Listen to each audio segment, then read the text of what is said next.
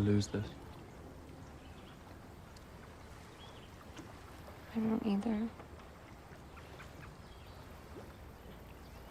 But if adventures will not befall a young lady in her own village, she must seek them abroad. But there is nothing like staying at home for real comfort.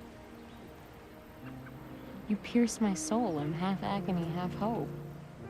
We are all fools in love. I thought you were Darcy, and you've just been Jane Austen the whole time.